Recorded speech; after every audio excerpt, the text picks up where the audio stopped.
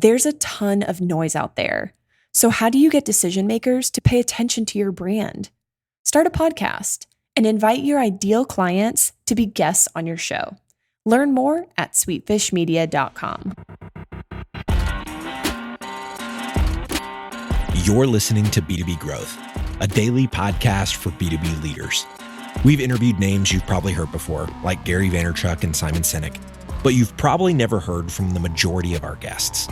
That's because the bulk of our interviews aren't with professional speakers and authors.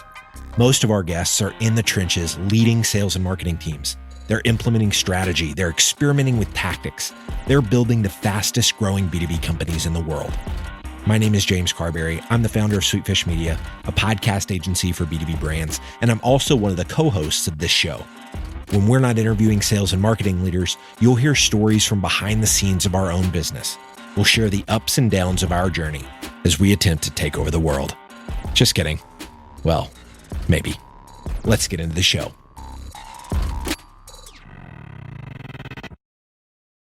Welcome to Experiments, your new podcast series about quick and actionable marketing wins from marketing leaders who have done them.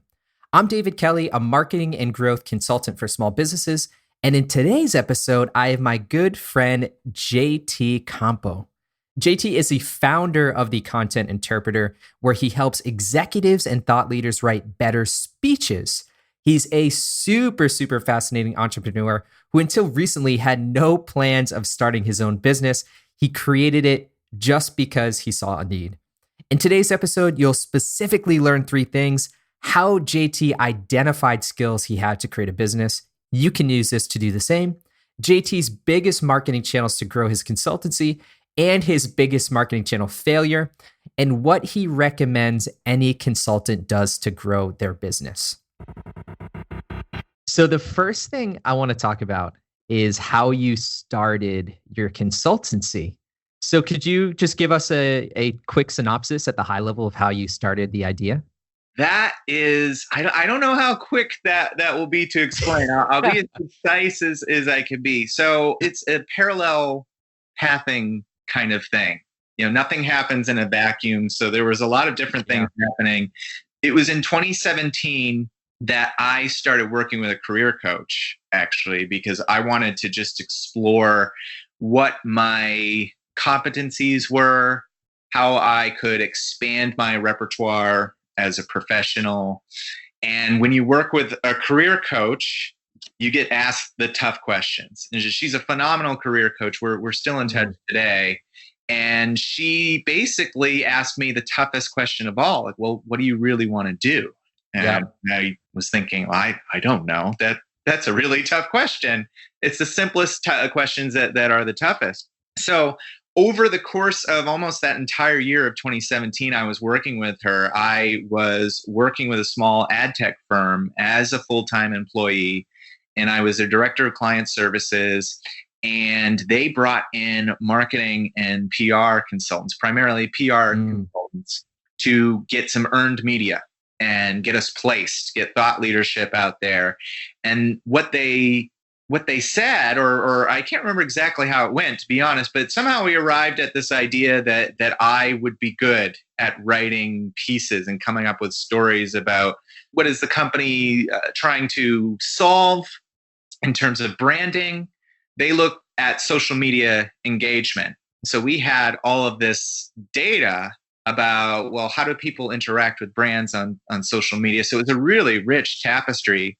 And I started working with the PR consultant one-on-one, and he just was an absolute wizard at getting things placed. And I said, wow, we're doing really well here. And I had bylines of my own, and I had worked with some other people in the company to help them develop content that then also in turn got placed.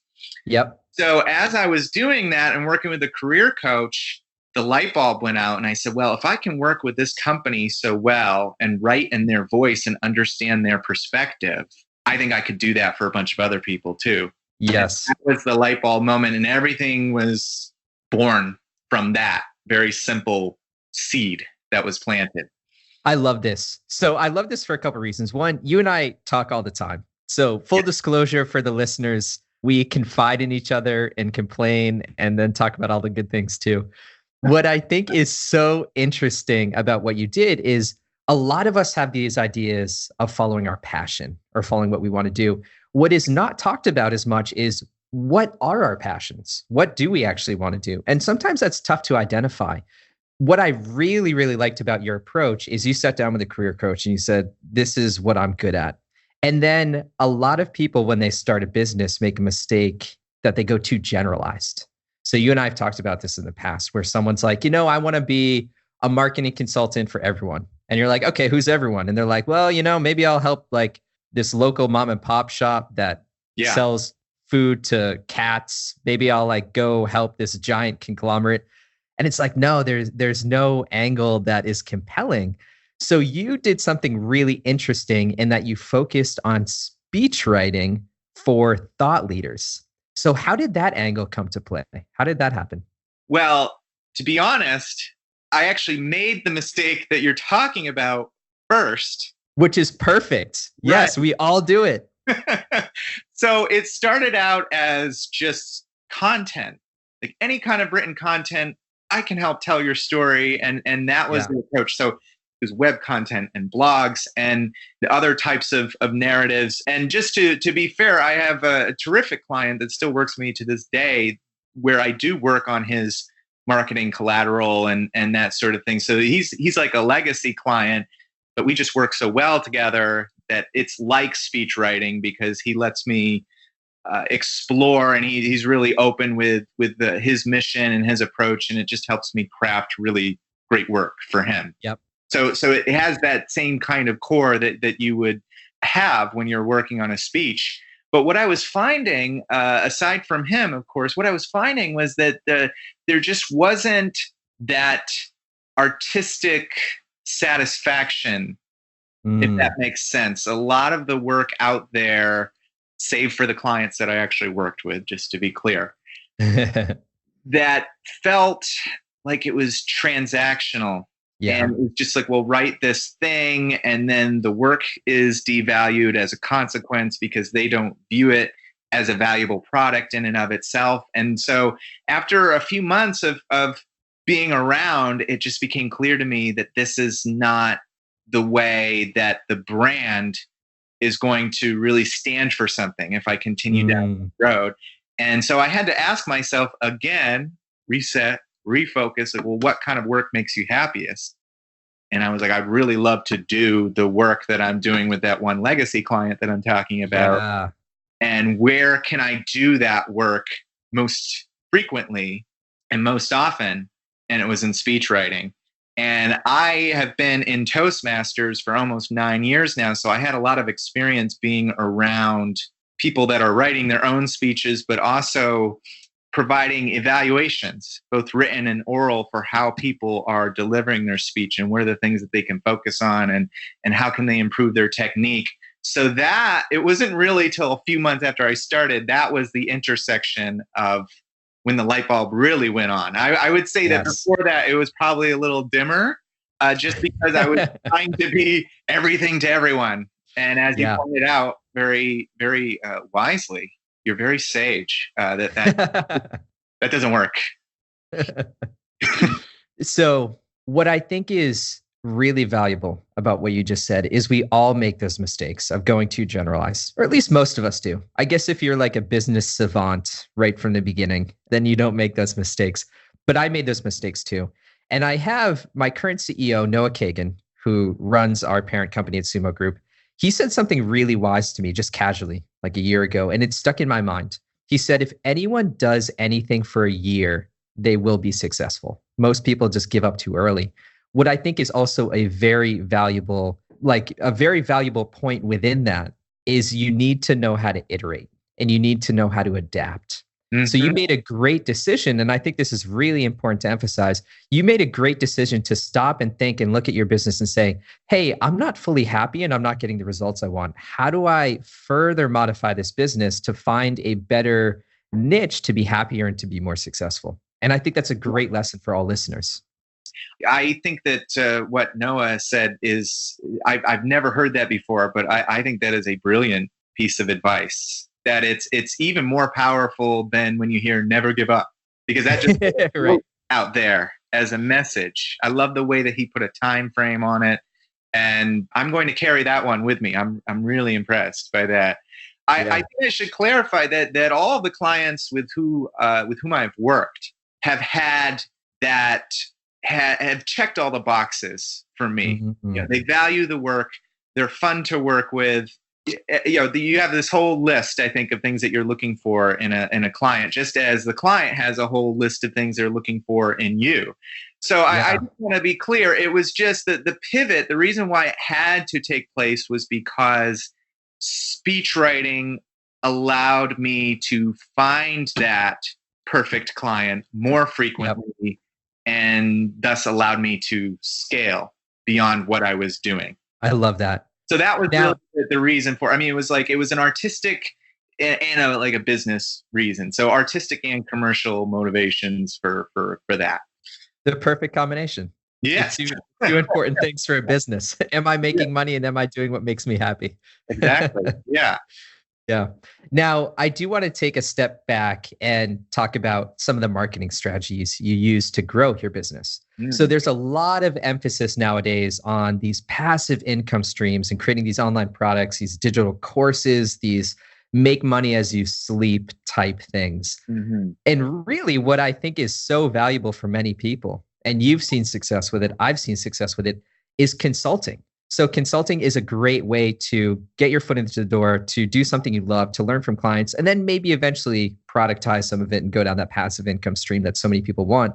How did you get your first clients?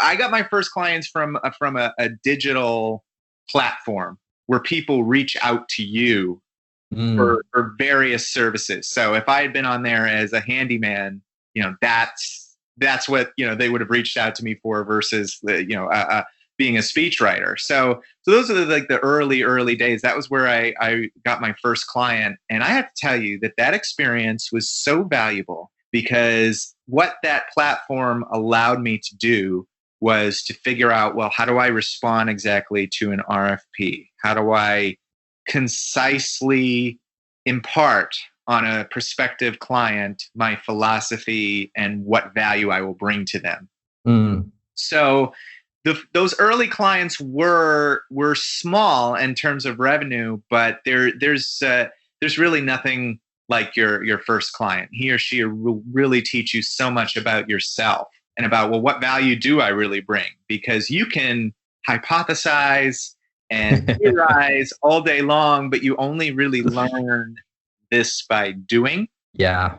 So that was where I got my first client, and that was really, as they say, it was really a game changer in terms of how I saw myself, and hopefully how they saw me in those early days. Yeah. And now you've gotten to the point where you've had multiple clients. Yes. You've grown your brand. How have you continued getting clients? Have you used the same platform? Have you tried any additional strategies? Have you noticed some things that have worked very well? Well, that's an interesting question. So I'm still on that platform, and I'm on a bunch of networking digital platforms as well. So there are quite a few apps out there for entrepreneurs, actually, that are like Tinder for business. Nice. Really helpful. And there are social networks as well for local entrepreneurs. So it's local to your area.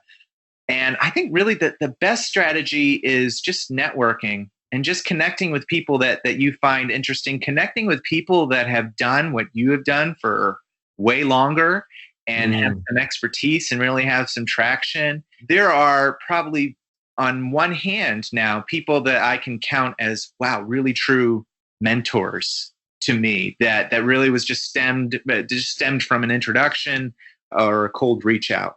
So I really have found that networking is a great strategy.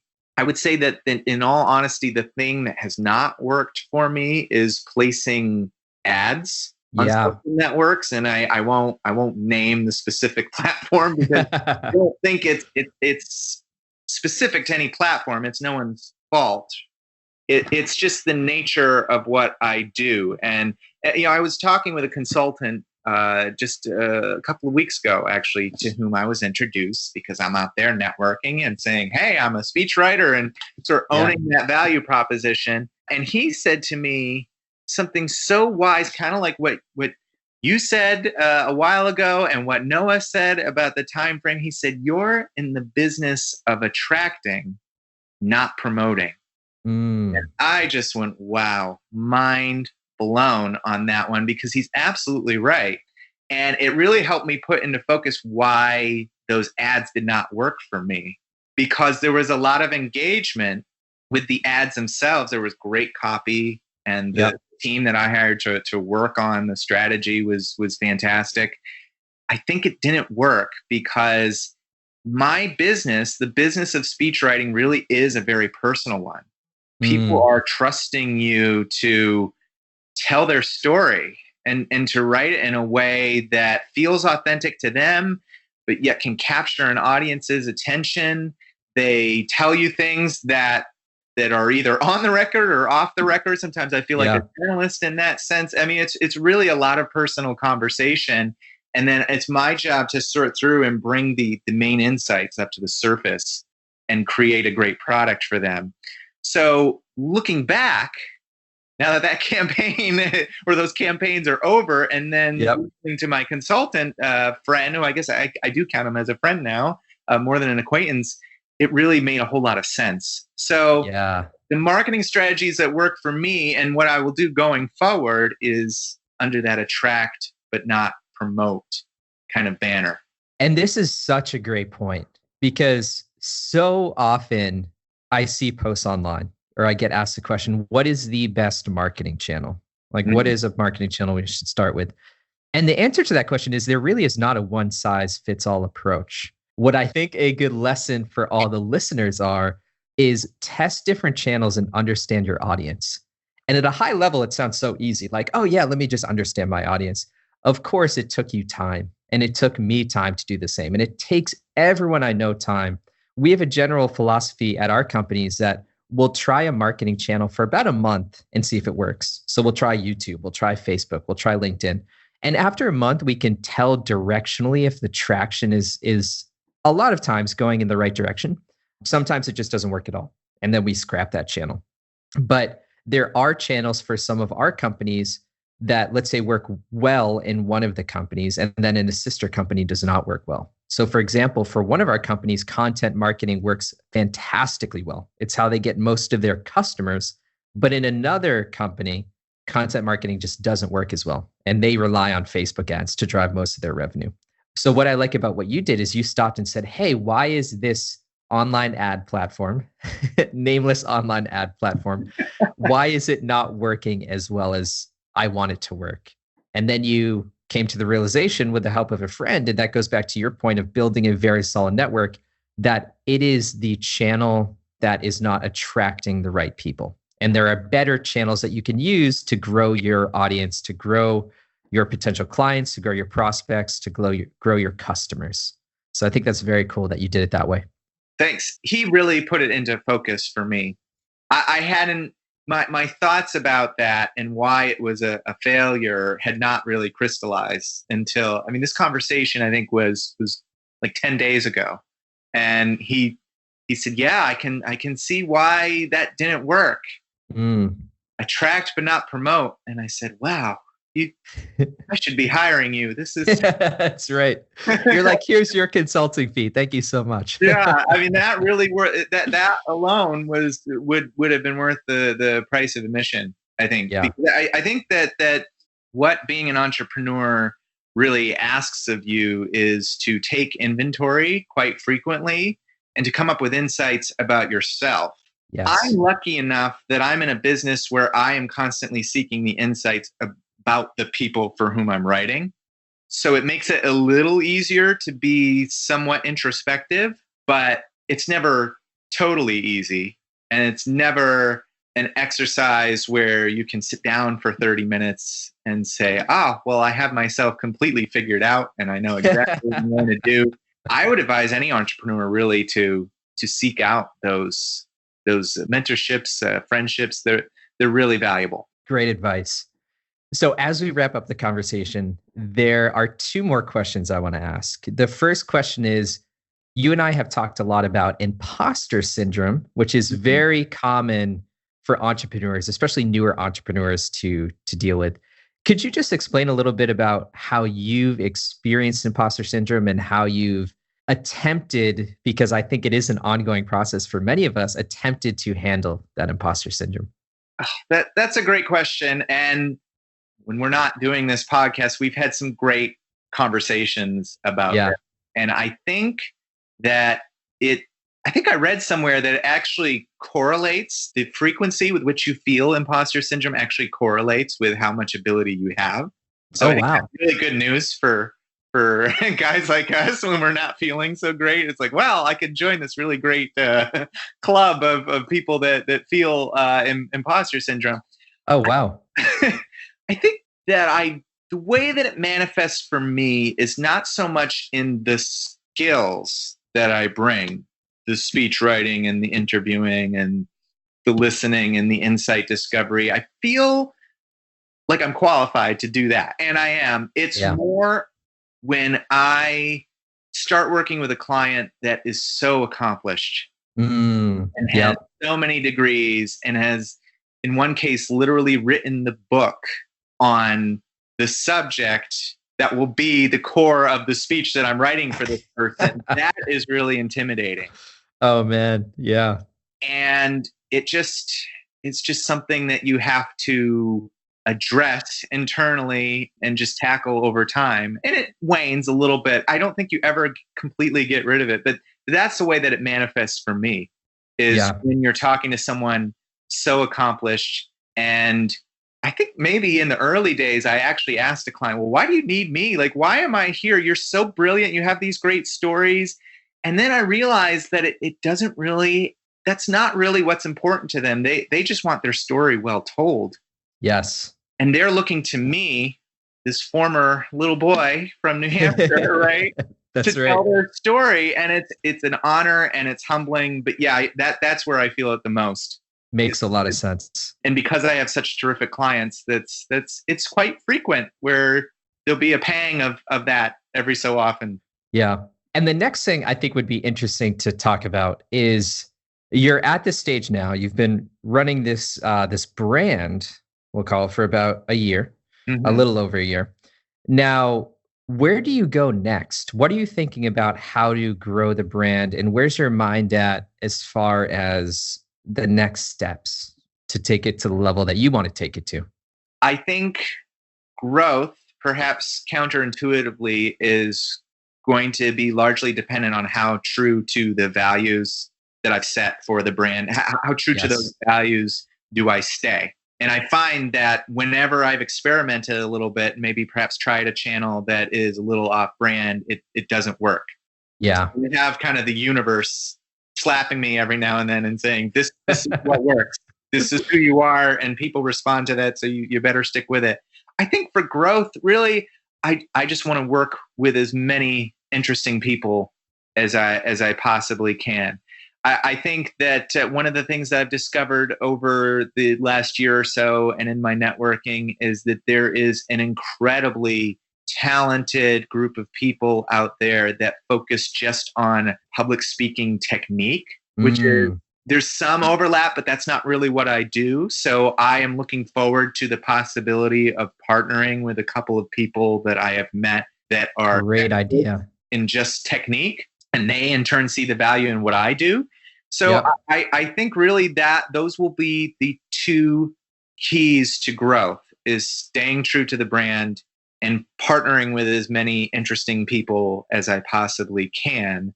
And I'm very glad and very fortunate, very humbled to say that there is momentum at my back at this moment in terms of how the business is growing. And that has occurred since I put into my head, okay, these are the two things that we're going to do.